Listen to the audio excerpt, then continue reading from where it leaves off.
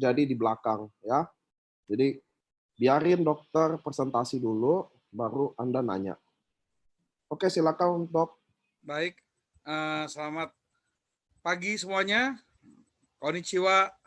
Semoga semuanya sehat walafiat ya, beserta keluarga. Baik, hari ini kita akan membahas, sebenarnya boleh dibilang kurang lebih sama dengan yang sebelumnya kita telah sampaikan, tapi memang hal-hal begini memang harus diulang-ulang karena biasanya kalau sudah berapa waktu biasanya daya serap itu makin berkurang dan lupa. Nah, kita harus refreshing lagi sampai benar-benar teman-teman tuh istilah mendalami benar. Ibaratnya kalau dibangunin lagi tidur tuh kaget, ngigonya tuh bisa ngigo ini, bisa presentasi sendiri gitu loh. Saya berharap bisa begitu gitu. Baik, kita mulai. Ini untuk slide bisa saya operasi atau gimana? Saya aja dok yang Oh, teken-teken. iya, iya. Oke, next deh. Next. Lanjut. Silakan lanjut ya. Ini pertanyaan yang biasa ya, kenapa kita sakit? Jadi untuk sakit itu tentunya tidak serta-merta terjadi ya. Tentunya ada proses yang mendahulunya. Jadi kalau sakitnya sekarang ini, berarti kurang lebih sebenarnya sudah ada berapa tahun tuh perjalanan proses menuju sakitnya.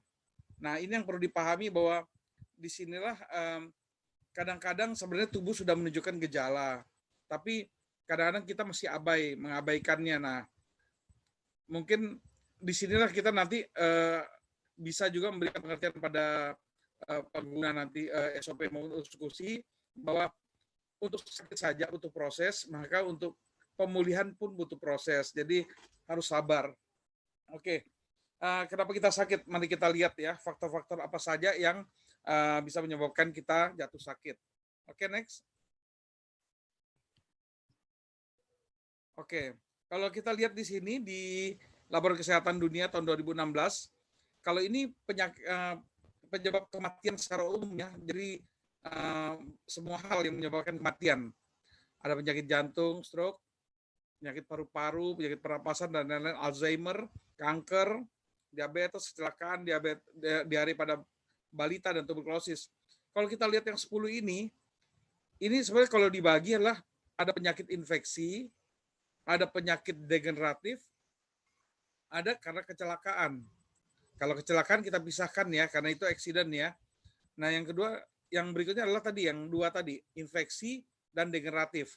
Ya, umumnya kalau penyakit infeksi itu berhubungan dengan dengan daya tahan tubuh kita, tapi kembali juga dengan lingkungan kita serta cara kita untuk misalnya untuk menyiapkan makanan atau pola hidup kita sehari-hari yang mungkin sifatnya kurang bersih. Tapi kalau penyakit degeneratif itu penyakit yang berhubungan dengan penuaan sel ya. Tentunya makin berumur kita makin bertambah, sel-sel kita pun juga akan makin banyak yang melemah. Dan itu menyebabkan penyakit degeneratif. Oke, lanjut.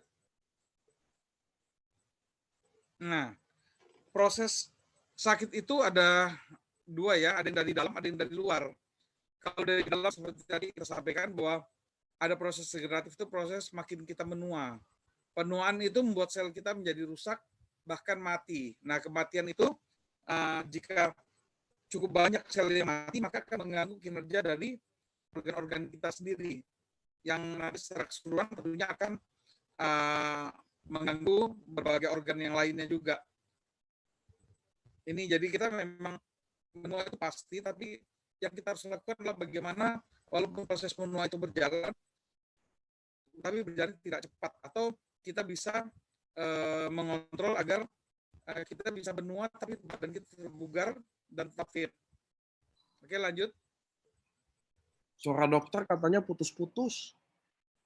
Oh ya, oke. Mengenai penuaan tadi, perlu diketahui bahwa sel itu punya umur. Jadi masing-masing berbeda ya. Sel umur untuk sel jantung itu 25 tahun. Sel kulit itu setiap 28 hari itu berganti dia. Kalau sel pankreas itu 5 tahun dia baru berganti. sel paru-paru 500 hari dan selanjutnya, sel darah merah 120 hari, sel tulang 10 tahun. Nah, intinya sebenarnya sel ini bisa mati, otomatis kita juga memerlukan penggantian sel. Nah, yang tugas kita sehari-hari adalah menjamin agar sel-sel yang mati ini bisa digantikan dengan sel yang baru, yang jumlahnya cukup dan kualitasnya juga baik. Oke, lanjut Pak. Oke, lanjut. Nah, di dalam tubuh manusia dewasa, menurut literatur itu ada jumlah selnya antara 60 triliun sampai 100 triliun sel. Di mana kalau di sini dinyatakan kurang lebih 432 miliar sel itu mati setiap harinya. Tadi kan saya sudah sampaikan ada banyak macam sel dan masing-masing sel itu punya jangka waktu hidupnya yang berbeda-beda. Nah, kurang lebih miliaran sel mati. Otomatis kita juga berkewajiban untuk menggantikan sel-sel ini agar fungsi tubuh kita tetap baik. Lanjut.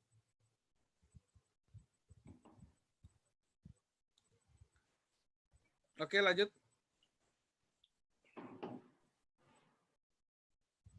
Oke, menurut Raymond Francis, ini seorang PhD dari Massachusetts ya di Amerika, dia menulis buku Never Be Sick Again, bahwa menurut konsep sel, sakit itu apa sih?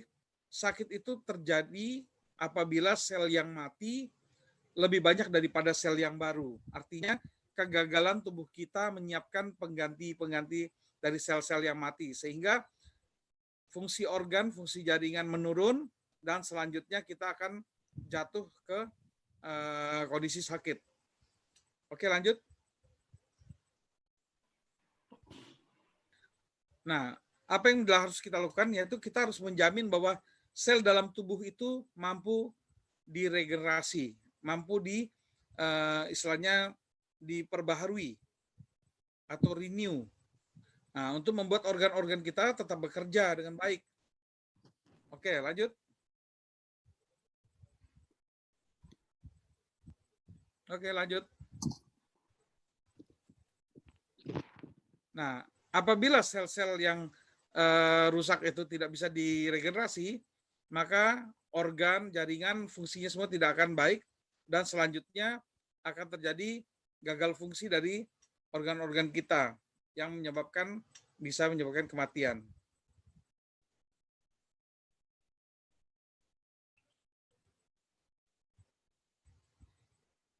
Halo? Ya, halo? Sorry dok, putus saya. Gak apa-apa.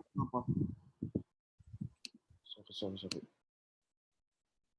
Oke. Apa yang menyebabkan sel itu bisa rusak? Nah, tadi itu sel kan memang pada dasarnya secara alamiah itu kan akan mengalami kematian. Itu secara alamiah. Tapi bisa juga sel itu pada saat masa hidupnya dia rusak. Nah, apa saja yang menyebabkan kerusakan sel? Ya, selanjutnya di slide selanjutnya kita lihat. Nah, ini dia, ada polusi udara di mana banyak ada timbal, ada gas CO dan lain-lain, itu yang bisa merusak dari dinding sel sehingga sel menjadi mati. Kemudian juga makanan-makanan yang tidak sehat, minuman tidak sehat, adanya bahan-bahan pengawet, adanya pestisida dalam bahan makanan kita yang tidak tercuci bersih sehingga masuk ke dalam tubuh dan terakumulasi dalam tubuh. Kemudian adanya kebiasaan-kebiasaan yang buruk.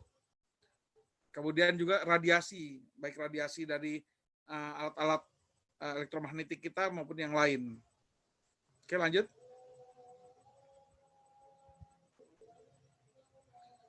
Nah, saat ini berkembang satu terapi yang boleh dibilang sebenarnya terobosan abad 21, disebut juga stem cell terapi. Ini merupakan satu jenis terapi yang sangat menjanjikan, bahkan sebenarnya belum banyak digali ya, jadi artinya ini masih sangat akan berkembang ke depannya. Di Amerika sendiri waktu itu Presiden Obama sampai menyediakan dana khusus bagi peneliti-peneliti yang akan berkecimpung tentang stem cell terapi, dan dia akan disupport full untuk ini. Artinya memang Amerika pengen menjadi leading dalam hal stem cell terapi. Nah, kenapa ini penting? Karena memang inilah yang dibutuhkan agar kita bisa menjamin agar tubuh kita bisa melakukan regenerasi. Nah, sekarang kita dalami dulu mengenai stem cell terapi.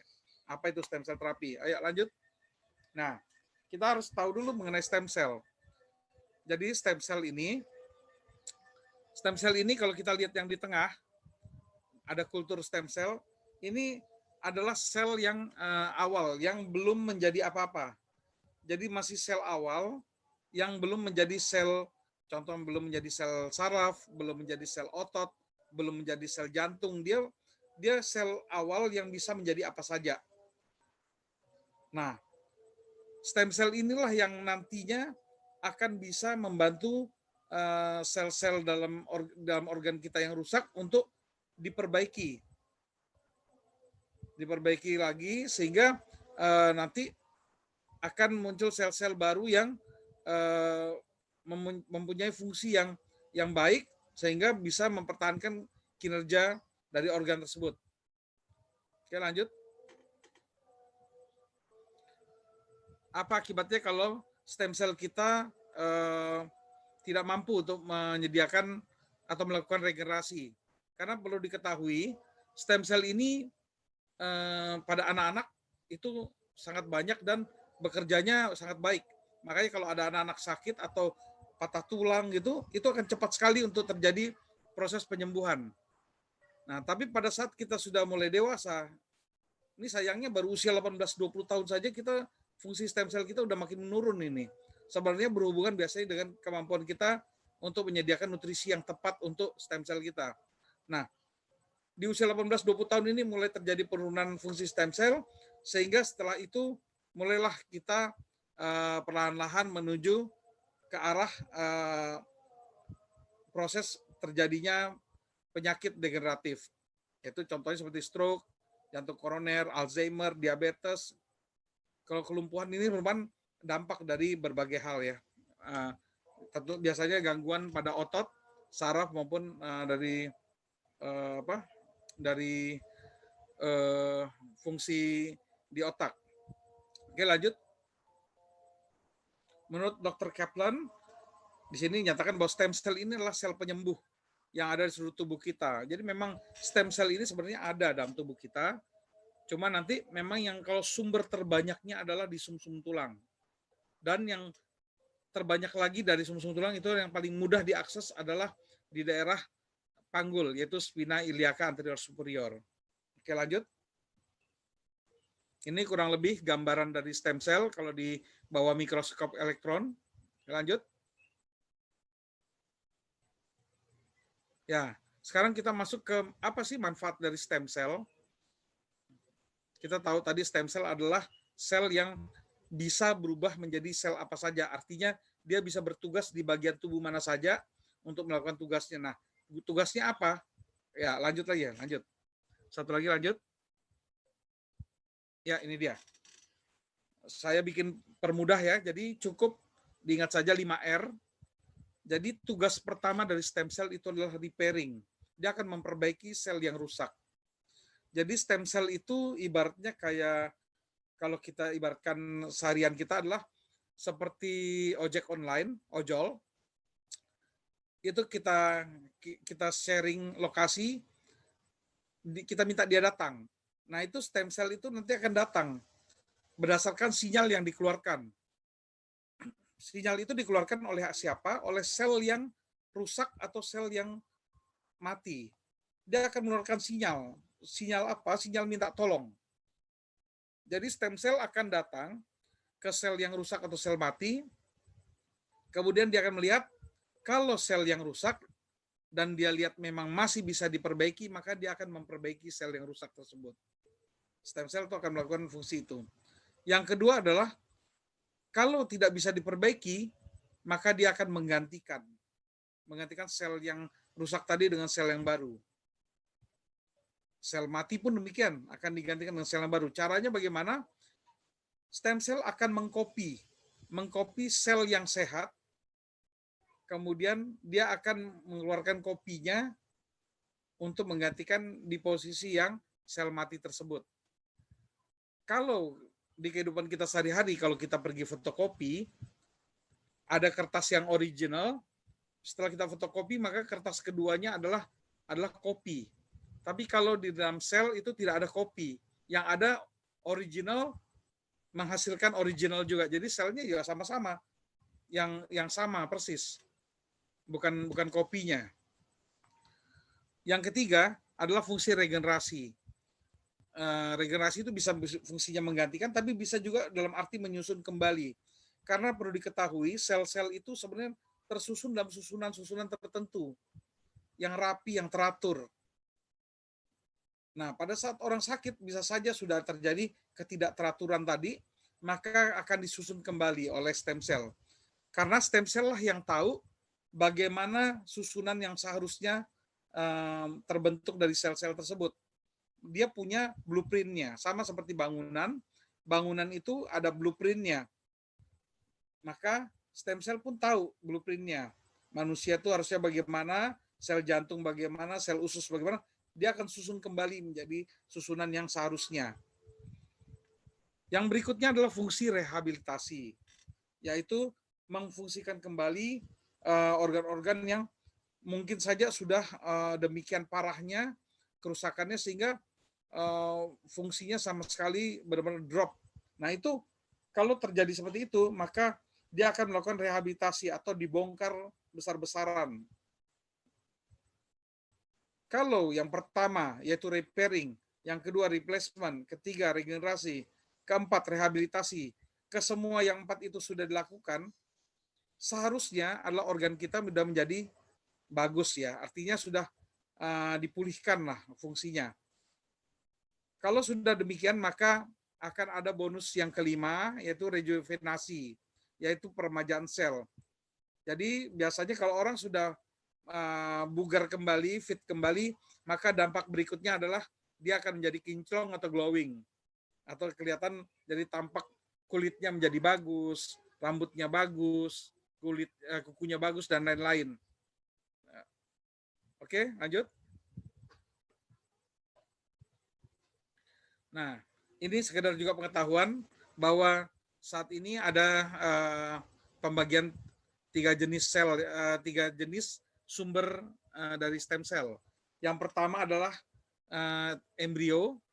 Ini sebenarnya yang terbaik ya, tapi di sini apabila dilakukan pengambilan embrio, stem cell embrio, kemudian ini yang diolah menjadi untuk terapi stem cell, maka embrio ini tidak akan berlanjut kehidupannya. Artinya kita akan kehilangan nyawa di sini.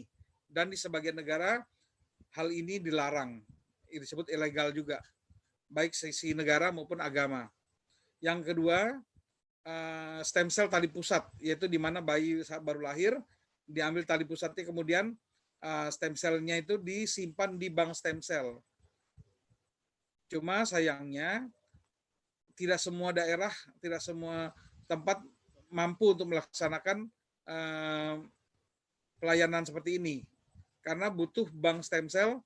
Selain itu juga untuk fasilitas kesehatannya dia butuh tenaga khusus serta alat-alat khusus gitu. Jadi memang tidak mudah juga di sini dilakukan. Dan hanya bisa bertahan untuk 20 tahun penggunaannya.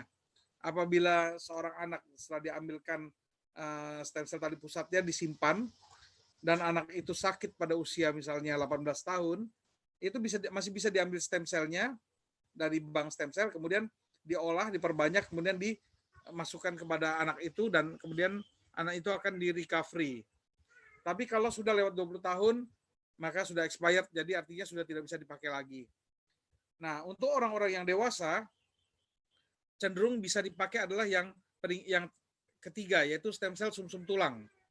Ini yang diambil di tulang panggul.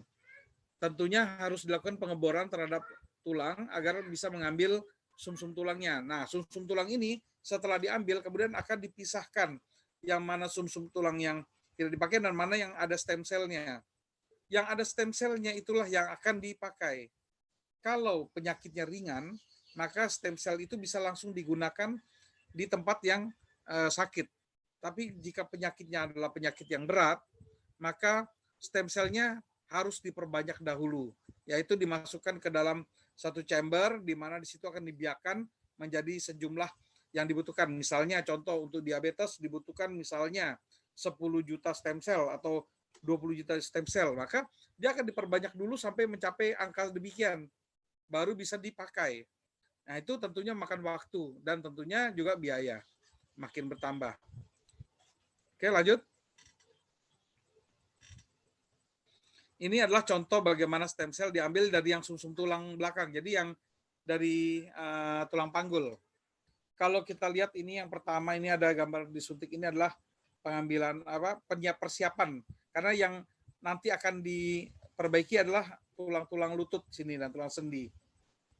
Nah, ini kemudian yang di sebelah kanannya adalah tulang panggul.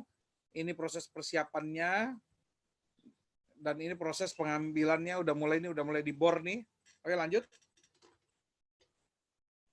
Oke, ini ilustrasinya sudah mulai sumsumnya disedot, kemudian dimasukkan ke dalam satu alat untuk memisahkan mana yang sumsum tulang yang tidak akan dipakai, mana yang ada stem cell-nya nanti akan dipisahkan. Lanjut. Oke, yang sudah ada stem cell-nya ini warnanya lebih agak merah ya dibandingin yang tadi, dan ini langsung diaplikasikan ke tempat yang sakit. Dalam hal ini kebetulan pasien adalah pasien post injury dari lutut dan juga ada degeneratif di sendi kaki, jadi pergelangan kaki, jadi ini yang dilakukan penyuntikan langsung. Tapi kalau penyakit-penyakit yang berat seperti diabetes, jantung, dan lain-lain, tentunya tidak bisa langsung, dia harus dibiarkan dahulu. Mungkin lebih jelasnya kita bisa lihat videonya sebentar ya. Oke, silakan, Pak.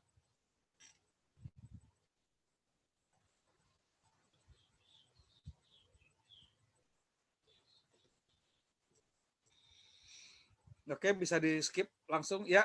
Ini proses persiapannya karena ini yang akan dilakukan aplikasi stem cell nanti.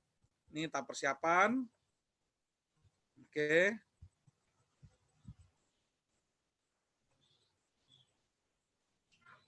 Ini tahap persiapan, jadi ada lututnya dua-duanya, kemudian ada pergelangan kaki juga nanti. Oke. Nah, ini adalah tulang panggul. Tujuannya untuk mengambil sumsum tulang. Sekarang proses pembersihan, kemudian disuntik dengan anestesi agar pada saat nanti pengeboran tidak terasa sakit.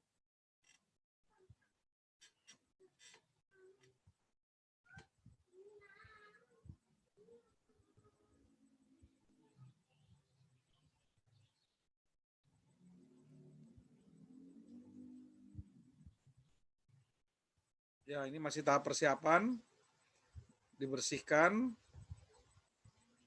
Nah, ini dilakukan pengeboran dengan jarum yang ukurannya lumayan besar, karena sumsum tulang itu lebih konsistensinya lebih lebih kental ya daripada darah ya.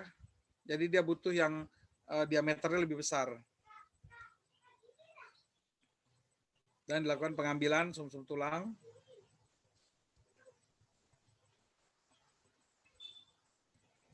Kalau di luar negeri pengerjaan seperti ini bisa dilakukan di klinik ya, tapi kalau di Indonesia belum bisa. Di sini cuma bisa dilakukan di 11 rumah sakit. Karena 11 rumah sakit itu saja yang dapat izin dari pemerintah.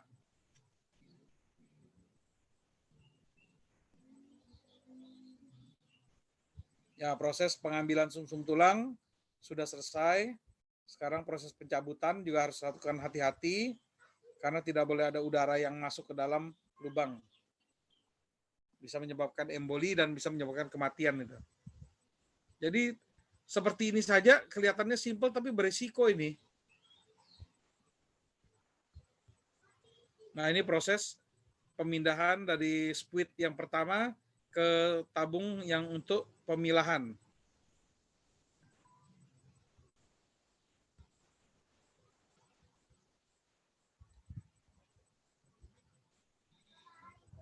Ini alat namanya Magellan. Jadi alat ini bertugas memisahkan ya mana yang bagian sumsum tulang yang mengandung stem cell dengan yang tidak. Nanti yang tidak mengandung stem cell sudah tidak dipakai lagi. Jadi ibaratnya seperti ampas kelapa saja. Nah, di sini ada tabung sebelah kiri yang kosong, nanti akan terisi dengan stem cell.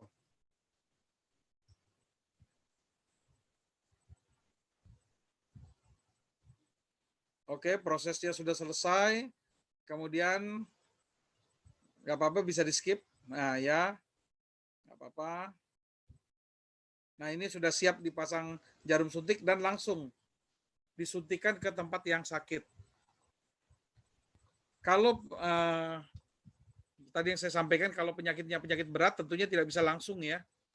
Dia harus dibiarkan dulu supaya jumlah stem cell-nya cukup banyak untuk bisa bekerja memperbaiki organ-organ yang ada di dalam.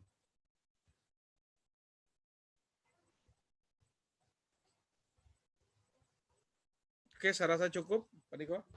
Lanjut. Oke, di sini nyatakan bahwa terapi stem cell ini, pasaran ini, ya untuk harga ya memang mahal ya. Kenapa? Karena untuk pengolahan stem cell saja, satu sel saja, itu berdasarkan literatur yang ada tuh sekarang harganya 2,2 rupiah ya, kita bulatkan aja 2 rupiah ya. Nah, seandainya badan kita beratnya 60 kilogram dan seluruh tubuh ingin istilahnya mendapatkan manfaat dari stem cell, maka biaya yang dibutuhkan adalah 1 kilogram berat badan itu membutuhkan 2 juta stem cell. Jadi kalau 60 kilogram berat badan, maka 60 kilogram berat badan dikali 2 juta stem cell, dikali 2 rupiah. Itulah biayanya. Jadi kurang lebih 240 juta untuk sekali tindakan. Untuk seluruh tubuh tadi kita ya. Kemudian nanti akan diulang 3-5 kali. Jadi kurang lebih bisa 1 miliaran biaya untuk terapi stem cell jika benar-benar kita ingin mendapatkan manfaat yang maksimal untuk seluruh tubuh. Kedua ya tentunya ada rasa sakit ya, itu nggak bisa dihindari karena memang ada tindakan di sini. Kenapa dinyatakan sulit? Karena memang tidak semua tempat bisa melakukan hal ini dan butuh alat, butuh tenaga medis yang terdidik juga khusus memang tentang stem cell ini. Jadi nggak mudah dilakukan. Nah, di sini disebut tidak stabil, bukan berarti dari sisi medis mereka bekerja tidak benar ya gitu ya, tapi dalam arti karena di sini banyak fasenya, jadi tentunya banyak faktor-faktor yang berisiko juga di sini. Dan yang kedua adalah pada saat nanti dibiarkan stem cell-nya, itu banyak faktor-faktor yang bisa mengganggu agar bisa terjadi kegagalan-kegagalan. Jadi di sini ya memang ada risiko untuk manfaatnya tidak bisa maksimal juga ada. Itu. Oke lanjut. Oke lanjut. Ya lanjut ya. Oke, kita di sini bagaimanapun juga akan berupaya mencari alternatif kan. Bagaimana bisa kita mendapatkan manfaat dari terapi stem cell, tapi kita pengen yang semua masalah tadi itu bisa tertangani lah. Nah, di sini coba ya lanjut. Kita kan punya produk nih. Kita punya produk yaitu SOP 100 Plus. Ya silakan Pak, lanjut Pak. Dilanjutkan Pak. Ya. Nah, SOP 100 Plus ini kan punya efek yaitu regeneration efek satu. Yang kedua bisa memperlancar peredaran darah. Yang ketiga memperbaiki looks kita ya, penampilan kita. Nah, saya mau bahas tuh pertama paten pertama ya. Paten pertama tadi, stem cell itu kan fungsinya regenerasi sel. Nah, di paten pertama tadi itu ternyata dari hasil penelitian, ternyata SOP kita ini yaitu yang kandungan dari Ikura salmon ini, itu ternyata memang bisa memicu terjadi regenerasi sel. Nah, perlu diketahui SOP 100 Plus ini dalamnya itu adalah kumpulan nutrisi asam amino yang jika menyatu dia bisa menjadi enzim-enzim dan menjadi protein penyusun dari tubuh kita. Nah, jadi ibaratnya dengan kita minum SOP 100 Plus, kita menyiapkan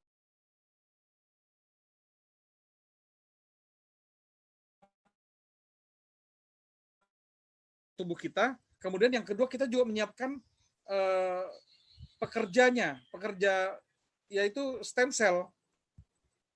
Jadi ada bahan baku, ada pekerjanya. Ibaratnya kalau bangun gedung itu bahan bakunya ada, tukangnya ada. Jadi kita bisa melakukan pembangunan. Nah ini di SOP 100 Plus ini dilengkapi semua ini. Ini bagusnya. Terus yang kedua, untuk menjamin bahwa semua nutrisi itu bisa mencapai semua bagian tubuh, itu kan harus melalui darah.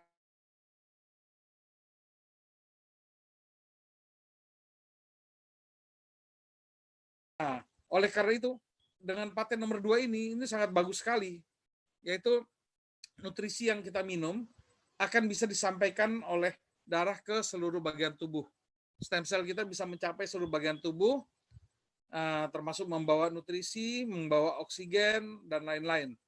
Dan juga fungsi dari darah itu selain menghantarkan nutrisi, dia juga bertugas untuk membawa keluar, mengambil racun-racun atau sisa metabolisme tubuh yang akan dibuang agar bisa disalurkan ke tempat pembuangan akhir. Dalam hal ini contoh adalah ginjal. Nah, ginjal itu merupakan salah satu pembuangan akhir di mana dari ginjal itu disaring dan racun-racun itu akan dibuang melalui urin. Nah, jadi di sini adalah kombinasi yang banget bagus sekali ya. Jadi sudah bahan baku pembentukan selnya sudah disiapkan, pekerjanya ada yaitu stem cell, kemudian juga jalannya itu dibikin mulus, yaitu peredaran darahnya dibikin mulus sehingga bisa membawa nutrisi yang bagus untuk seluruh tubuh dan bisa mengambil buangan-buangan termasuk sisa-sisa detox itu semua dibuang, salah satunya melalui urin. Oke, lanjut.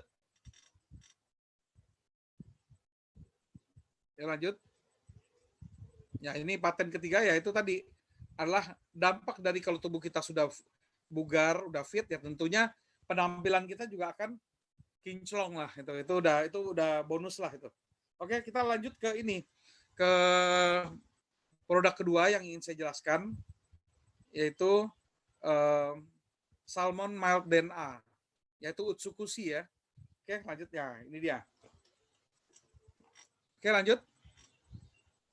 Nah, ini khasnya ini kalau Utsukushi Utsukushi ini dibuat dari sperma dari ikan salmon. Nah, saya buka jurnal, ternyata di situ banyak mengandung probiotik juga di situ. Dan probiotik itu ternyata dia bisa mengaktifkan NK cell kita, natural killer cell kita. Apa itu natural killer cell? Itu adalah bagian dari sel darah putih kita, dari limfosit kita yang tugasnya khusus dia, hanya perangnya lawan hanya dua musuhnya. Satu adalah sel kanker, yang kedua adalah sel yang terinfeksi virus. Maksudnya sel yang terinfeksi virus, kenapa bukan sel virusnya? Tidak. Jadi NK sel itu tidak mengejar virusnya. Virus itu dia tidak bisa hidup kalau tidak masuk ke dalam sel. Jadi dia akan masuk ke dalam tubuh, kemudian dia mencari sel dan dia masuk ke dalam sel. Setelah ada di dalam sel, baru dia bisa menduplikasi dirinya, memperbanyak dirinya virus itu, sehingga nanti setelah banyak, kemudian dia akan sel itu pecah, keluar semua virus-virus yang baru, misalnya satu masuk, kemudian menghasilkan 10.000 sel baru, virus baru. Nah, 10.000 virus baru itu akan mencari masing-masing satu sel lagi untuk melakukan hal yang sama. Nah, ini luar biasa virus ini. Makanya kita perlu tentara kita di sini yaitu NK sel harus diberdayakan gitu. Dan di sini ditulis DNA yang rusak itu bisa jadi kanker. Kenapa? Virus itu bisa merusak DNA dari sel. Jadi sel ini yang harusnya memecah menjadi sel baru, satu menjadi dua dan seterusnya, tapi ternyata terjadi kesalahan dalam duplikasinya sehingga terjadi kondisi yang terjadi mutasi gen, menjadi error lah gennya, kemudian menjadi sel yang ganas, yang jahat. Nah, sel ini kemudian dia akan berkembang tidak terkontrol.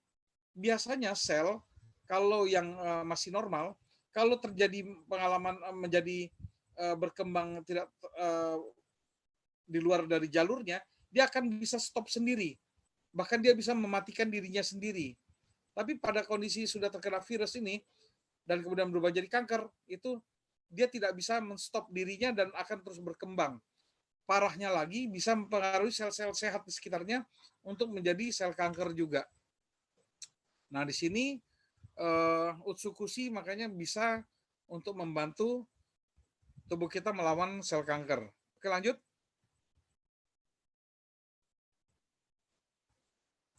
Ya, lanjut, silakan. Nah, ini tadi sampaikan bahwa dalam tubuh kita sudah ada persenjataan yaitu imun. Nah, imun ini salah satunya adalah yang ingin diperkenalkan yaitu NK cell, ya tadi yang punya kemampuan untuk membunuh sel-sel yang abnormal seperti sel kanker maupun sel-sel yang kena virus. Lanjut.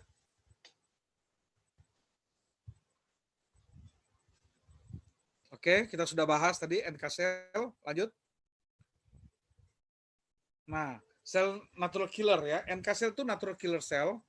Itu dia akan membaca sinyal dari sel yang abnormal. Jadi dia cara mengenal bahwa sel ini sehat atau tidak sehat atau sel ini normal atau tidak normal itu dia membaca sinyalnya. Jadi rupanya sel-sel yang abnormal ini punya tanda khusus yang bisa dikenali oleh NK cell. Oke, lanjut.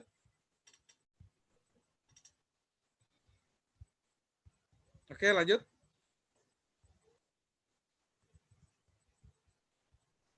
Nah, sel ini sebenarnya NK cell itu dibentuk di beberapa tempat ya, yaitu di tempat pusat-pusat pembentukan kader-kader ini ya, sel darah putih, yaitu di sumsum tulang, di kelenjar limpa, kelenjar timus, tonsil, limpa ya. Nah, cuma setelah dibentuk, dia harus punya lawan tanding, namanya juga tentara khusus, dia harus diadu lah supaya dilatih, supaya dia sudah terbiasa untuk melawan, punya kemampuan. Nah, latihannya ini itu tempatnya adalah biasa di saluran pencernaan kita. Latihannya ya, karena kenapa? Karena di saluran pencernaan kita itu di situ banyak sekali flora-flora yang patogen ya, yang racun-racun, yang bakteri dan lain-lain. Nah, di situ sarana tempat yang baik untuk latihan. Itu dojonya tuh di situ. Nah, kalau tidak lawan yang bakteri tadi, bisa juga dikasih bakteri baik itu tadi, dikasih probiotik supaya apa? Menjadi lawan tanding juga. Jadi probiotik itu akan membantu melatih sistem imun kita supaya terbiasa untuk berperang. Nah, makanya kita perlu sekali konsumsi probiotik. Tentunya probiotik yang jumlahnya banyak itu akan membantu sekali imun kita untuk menjadi aktif. Ya, lanjut.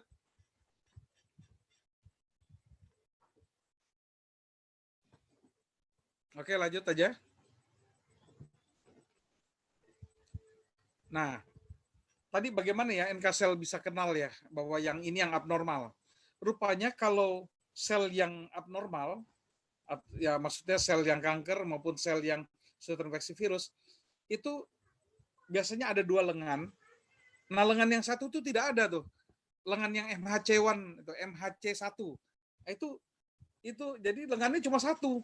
Nah, itulah menjadi tanda, oh bilang kalau ada yang cacat nih, nggak ada lengan yang satu nih, ini adalah musuh.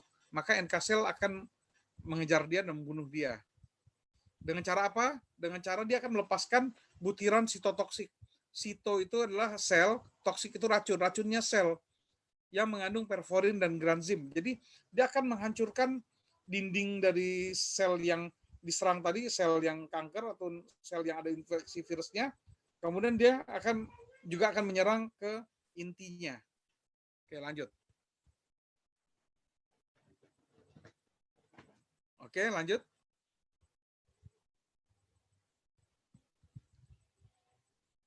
Oke, lanjut aja. Nah, melemahnya sistem imun dan sel natural killer kita akan menyebabkan tubuh itu kehilangan kemampuan untuk melawan. Nah, ini jadi menyebabkan kita mudah kena infeksi, dari macam-macam ya, baik mikroba, virus dan lain-lain, dan bisa juga berisiko terjadinya kanker. Ini dijelaskan di Journal of Biophysiology tahun 2010. Oke, lanjut. Oke, sekarang cara mencegah kanker yaitu ya kita harus rawatlah natural killer cell kita. Caranya bagaimana? Kalau mau rawat natural killer cell kita, yaitu pertama stem cell kita ya harus baik ya kerjanya supaya pembentukan sel-sel itu baik, termasuk juga sel natural killer cell-nya ini. Yang kedua harus diperbaiki juga adalah kondisi pencernaan kita. Supaya apa? Supaya di situ bisa diaktifkan dengan baik natural killer cell kita sehingga nantinya mampu untuk melawan sel-sel kanker dan sel yang ada virusnya. Oke, lanjut. Oke, lanjut aja. Oke, lanjut. Nah, berdasarkan critical review Food Science and Nutrition tahun 2014, probiotik merupakan salah satu stimulan dari sistem imun. Jadi dia akan bisa memicu sistem imun. Dijelaskan probiotik bekerja sebagai stimulan kemampuan respon dari sel-sel imunitas terhadap sinyal sel abnormal. Jadi nanti dia diajarkan di situ, NK sel itu agar bisa mengenali yang mana nih yang abnormal. Itu kerjanya probiotik tuh. Nah, stimulan bekerja di setiap liposit itu termasuk NK sel, antigen, sel T, sel B. Lanjut. Nah, di sini kalau kita lihat, di sini ada satu saset Utsukushi ya. Di sebelahnya itu ada minuman probiotik. Nah, tentunya tahulah dari bodinya ya, probiotik apa. Nah, ini bandingkan aja. Di satu saset ini kita seakan-akan sudah minum 1000 minuman probiotik ini. Artinya apa? Jumlah bakteri yang ada di dalam minuman probiotik ini, itu kalau 1000 minuman ini udah sebanding dengan satu saset. Nah, sangat efisien kan kita kan? Efektif dan efisien. Kita pakai satu saset Utsukushi aja, sudah ada sekitar 1 triliun bakteri baik yang ada dalam usus kita dan siap untuk melatih sel imun kita agar mampu melawan musuh ya. Jadi kalau minum 1000 probiotik ini kan pasti kita udah kembung-kembung kayak apa ya. Belum lagi sebenarnya kalau hitungan biaya ini pasti jauh lebih tinggi lah daripada satu saset Utsukushi lah. Oke, lanjut. Nah, tidak kalah dengan SOP ya, Utsukushi pun juga memiliki paten ya. Ini paten ini penting ya bagi kita nih agar tidak debat kusir ya di lapangan gitu.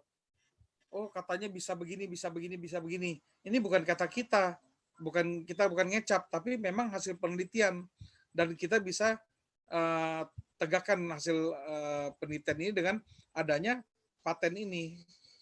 Yaitu satu, Utsukushi itu dinyatakan bisa anti tumor agent. Artinya apa? Memang bisa untuk yang tadi itu bisa melawan atau membunuh sel-sel kanker. Yang kedua, dia bisa meningkatkan imun kita, meningkatkan imunitas secara umum ya. Berarti tidak hanya NK sel, tapi juga sel T, sel B, dan lain-lainnya. Yang ketiga, nah ini yang spesifik adalah ternyata bisa juga untuk terapi hepatitis C. Jadi biasanya kita kan kalau untuk penderita hepatitis itu kita kasih ya kunyit atau herbal yang sifatnya kurkuma dan lain-lain seperti itu. Nah, sekarang kita sudah punya pilihan nih. Utsukushi ini secara paten sudah terbukti bahwa sangat baik untuk pasien hepatitis C. Ini spesifik nih. Jadi bagus sekali bagi teman-teman yang bisa menyarankan kepada pasien yang ternyata hepatitis C bisa secara khusus menawarkan Utsukushi ini untuk sebagai salah satu solusi. Oke, lanjut.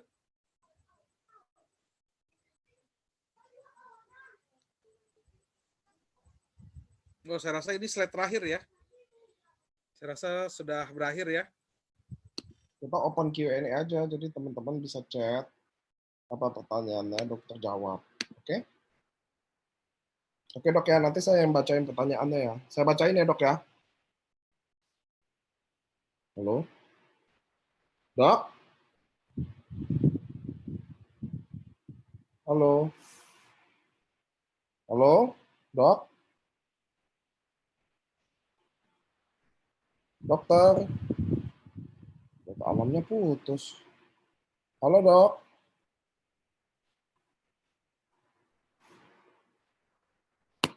Dok?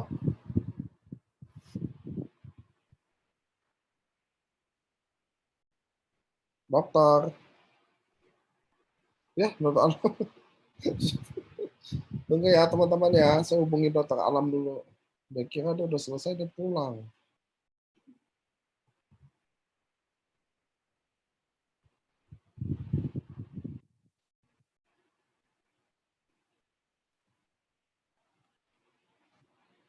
Oke, teman-teman, sabar ya. Kita nunggu dokter alamnya karena kayak dia kayaknya merasa udah deh. Oh ya udah katanya. Tunggu ya, saya lagi hubungi dia. Sabar ya.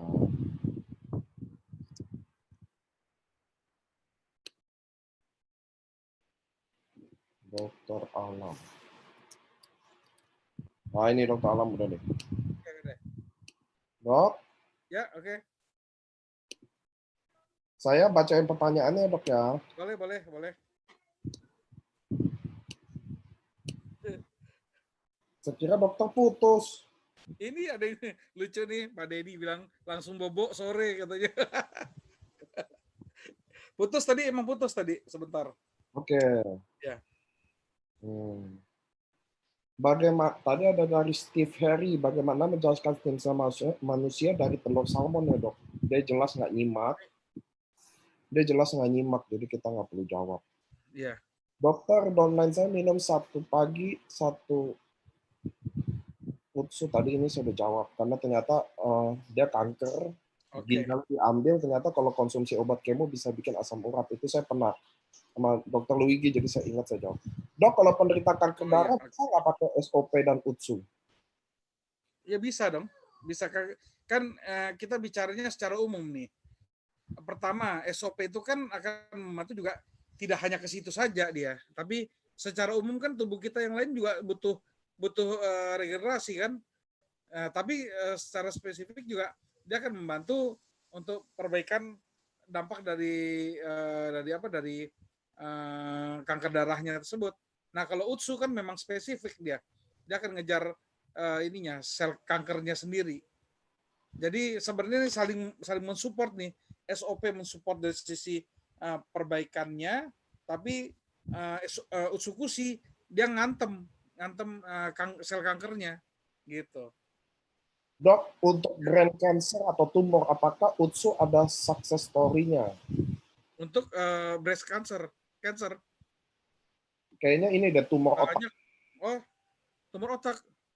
Gini, kalau yang ya sebenarnya semua success story itu kan kita lihat di testimoni. Tapi kan yang jelas kan kalau di AFC itu kita insya Allah mudah lah kita ketemu sama orangnya lah, bisa bisa menghubungi orangnya. Jadi kalau memang perlu klarifikasi mengenai success story dari satu testimoni, itu sebenarnya paling tepat adalah kalau bisa menghubungi orang tersebut gitu. Karena yang benar-benar tahu itu kan orang itu. Tapi kalau dari sisi pengalaman saya, maksudnya dari segi saya membaca jurnal juga segala macam, itu memang sangat dimungkinkan. Cuma memang penggunaan bahasa sembuh ini jangan sampai juga disebut juga overclaim. Sembuh itu tentu ada kriterianya, yaitu contoh misalnya kalau dinyatakan sembuh, tentunya kalau kanker hasil pemeriksaan laboratoriumnya, tumor markernya bagaimana, apakah sudah normal, terus kemudian atau negatif, kemudian juga tampilan imagingnya sudah mengecil atau sudah hilang. Nah itu harus disandingkan semua. Jadi bukan hanya perasaan, yaitu subjektif saja, tapi harus objektif juga. Itulah baru bisa dibilang sembuh. Nah makanya pada saat orang sudah merasakan enak, sudah merasakan menjadi normal dan lain-lain, tetap diperlukan untuk dosis maintenance-nya. Supaya apa? Untuk menjamin bahwa benar-benar istilahnya benar-benar hilang gitu atau sembuh. Oke dok. Dok, istri saya menderita parsotepenia. dari tahun 2000 makin lama Itu sampai ya, saudara mana? apa? Pansitopenia. Pancytopenia. Halo? Sorry, putus-putus saya dengarnya. Sorry, Pens ya, mana ya? Pancytopenia, Dok. Pansit. Halo? Saya hujan gede sih di sini, makanya emang agak Halo, sinyal. ya, kurang jelas saya. Sorry, Menderita kurang jelas. Putus-putus. Pancytopenia. Halo, Dok? Halo? Halo, halo. Halo, Dok? Pan. Jelas nggak, Dok? Oh, Halo? pansitopenia. Oh Iya, ya ya. Oke. Halo. ya, Dok, ya, Dok. Mangga.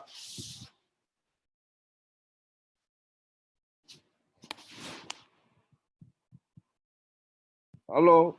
Waduh, dokternya putus lagi, guys.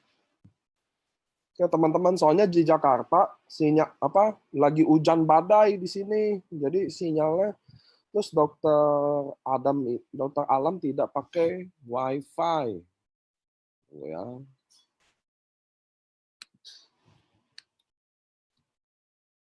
Nah, ini dokter Alam online lagi. Ya, putus-putus ini. Sekarang udah jelas nggak, Dok? Sekarang jelas, sekarang jelas.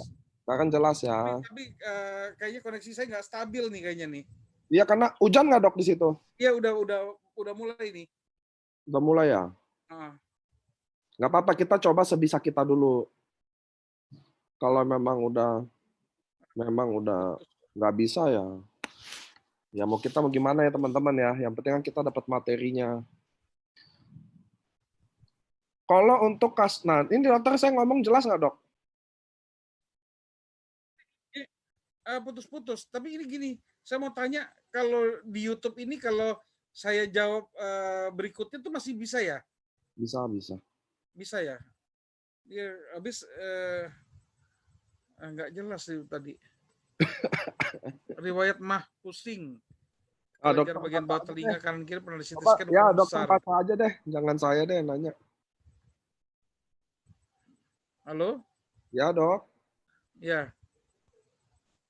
Yang mana nih? Di ini?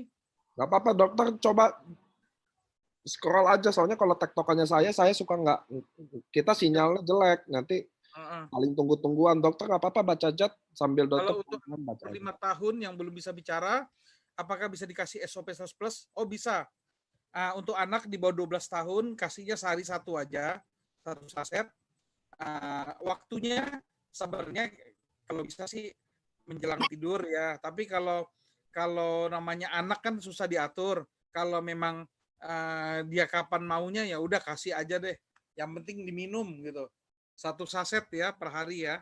Itu untuk mudah-mudahan kemampuan bicaranya dia akan ada perubahan mungkin dalam waktu 2-3 bulan ke depan. Tapi tetap harus terapi bicara, tetap harus diajak bicara dan ikuti petunjuk dari fisioterapisnya. Oke, ini dari Bu Ifro nih, Dok, kalau penderita Alzheimer dari 3 tahun yang lalu sebaiknya pakai usukusi nggak, Dok? Dosisnya bagusnya berapa? Tolong jelaskan. Baru minumnya saat ini SOP 100 plus. Jadi kalau Alzheimer itu memang lebih tepatnya ke SOP 100 plus penggunaannya. Soal bagaimana hasilnya itu memang ini udah 1,5 bulan ya, itu terus aja dikonsumsi. Dosisnya mungkin setidaknya minimal 2 kali 1 ya, kalau bisa dikasihnya. Dan jangan lupa bukan cuma dikasih minum, tapi ya tetap dibantu oleh keluarga untuk reminding history sebelumnya, misalnya kasih lihat foto-fotonya, kasih ingat memorinya. Jadi diajak ngomong, diajak mengingat begitu. Jadi bukan hanya kasih minum ya. Oke. Dok, mau nanya, istri saya riwayat mah, sering pusing dan ada juga kelenjar di bagian bawah telinga, kiri kanannya pernah.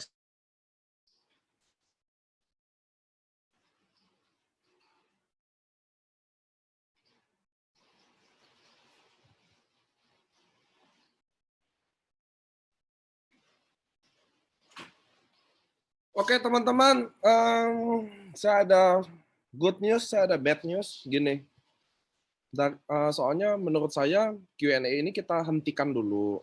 Nanti Q&A teman-teman, nanti saya save semua, nanti saya tanyain, nanti dokternya akan jawab via offline aja teman-teman ya. Saya nanti atur grup lagi buat dokter, nanti nanya dia rekam aja. Nanti saya share rekamannya. Soalnya nggak enak juga kita streaming putus-putus gini. Jadi menurut saya sementara ini teman-teman, karena kondisi kita di Jakarta memang sinyalnya goyang semua dan hujan gede banget. Jadi ini kan major, soalnya nggak enak mulai putus, kasihan yang streaming nggak di Zoom juga. Jadi menurut saya sementara kita hentikan dulu hari ini. Nggak apa-apa Q&A Anda chat dulu, nanti saya copy semua, nanti dokter saya rekam buat jawab satu-satu. Oke ya teman-teman ya. Soalnya ini kasus kayak begini nggak enak, kita nyala, mati. Jadi semuanya juga nyaman. Soalnya udah mulai hujan gede banget di sini. Dan sinyalnya jelek-jelekan. Nah, Anda tanya dulu, saya siapin Anda waktu untuk Anda tanya, nanti saya rekam dokter Alam untuk jawabin satu-satu. Gitu ya teman-teman ya. Jadi Anda chat aja dulu, saya mau mana dokter Alam ya. Kita bilang makasih dulu sama beliau. Yang penting kan materinya sampai itu dulu. Halo dok. Ya, saya mengucapkan terima kasih juga buat semua audiensnya karena udah sabar dengan walaupun putus sambung, Iya tapi iya. sebenarnya di hati kita kan tetap nyambung ya nggak? Iya.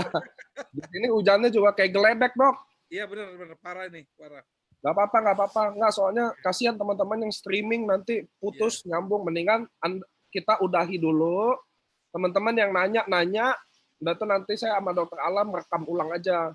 Ya Siap dok siap ya. siap Kita siap jawabin, baru nanti rekamannya saya kasih ke teman-teman. Oke siap. teman-teman, saya mau terima kasih semua Anda datang di acara kita. Jangan pernah nggak belajar terus, kita belajar terus. Selalu ada dapat sesuatu dari ilmu ini ya. Oke teman-teman semua, Ya, terima sama. kasih yang udah ikut. Saya Ya, streamingnya biar sama-sama. matiin dulu semua. Oke teman-teman, silakan bertanya ya. Dadah. Nah.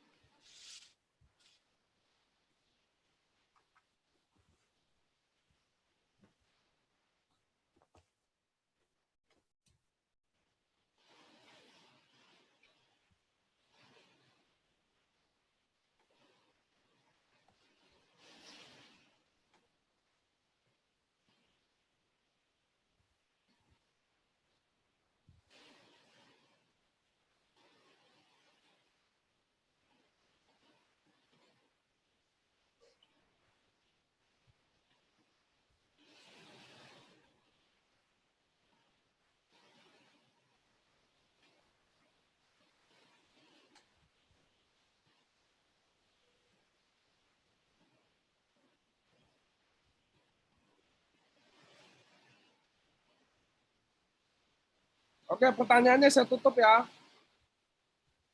Terima kasih teman-teman semua.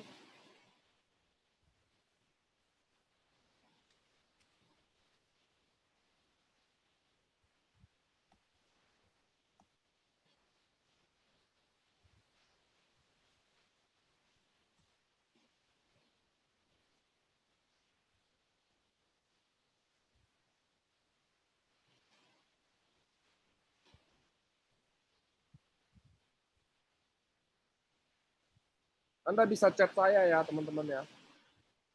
Yang lain sisanya langsung ke chat saya aja ya. Pertanyaan Zoom-nya saya tutup, dia streamingnya mati dulu. Kasihan.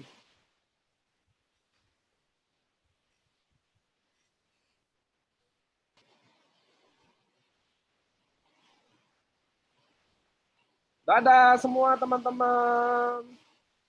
Sisanya via WhatsApp saya aja ya.